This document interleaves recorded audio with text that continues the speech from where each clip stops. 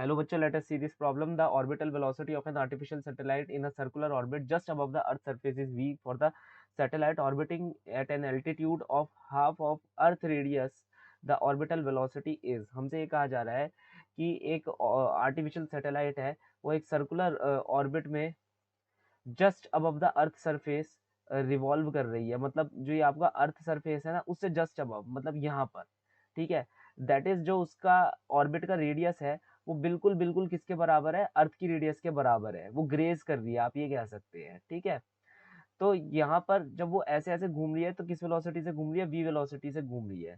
अब हम यहाँ पर क्या करेंगे, सबसे पहले उसकी ऑर्बिटल वेलोसिटी का फॉर्मूला निकालेंगे. कैसे निकाल सकते हैं, centrifugal force will be balanced out with the gravitational force. ठीक है, तो half M V square upon R, M V square upon R, that should be equal to G mass of earth, mass of object upon the radius of earth का whole square, है ना.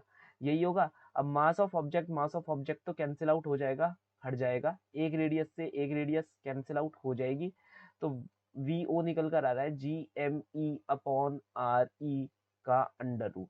Okay, अब क्या कहा जा रहा है, अब वो एक पर्टिकुलर ऑल्टीट्यूड पर है, मतलब यहाँ से एच हाइट अबव है, जो क्या दे रखा है हमें, half of the earth radius, जिसका मेजरमेंट क्या है, half of the earth radius. तो from the centre of the earth वो कितना, from the centre of earth वो कितना दूर है, 3/2 RE डिस्टेंस दूर है, और वो क्या कर रहा है, एक सर्कुलर मोशन काट रहा है.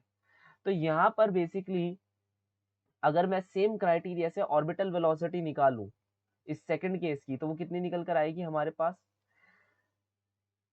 That will be M V O dash का होल स्क्वायर अपॉन में 3/2 RE equal to G M E M O upon 3/2 RE का होल स्क्वायर. तो यहाँ से m से m कट जाएगा, तो मैं हटा ही देता हूँ. m मास ऑफ ऑब्जेक्ट है, हट जाएगा. 3/2 RE से एक 3/2 RE कट जाएगा यहाँ से. तो v नॉट डैश की जो वैल्यू आ जाएगी वो आ जाएगी under root of G M E upon 3/2 RE. अब हमसे यहाँ क्या कहा जा रहा है कि ये जो ऑर्बिटल वेलोसिटी आपने यहाँ पर निकाली हुई है, इसे in the terms of this velocity निकालो. तो मैं क्या करूंगा, V O dash by V O कर दूंगा. तो ये हो जाएगा under root of G M E by 3/2 RE upon under root of G M E upon RE. और जी से जी कैंसिल, एम से एम कैंसिल, आर से आर कैंसिल.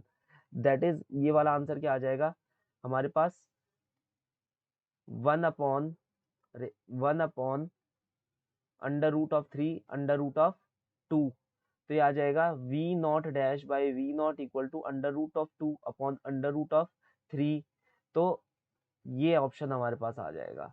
तो यहाँ से पता चला v not dash is equal to under root of 2 under root of 3 V O. That is option number 3.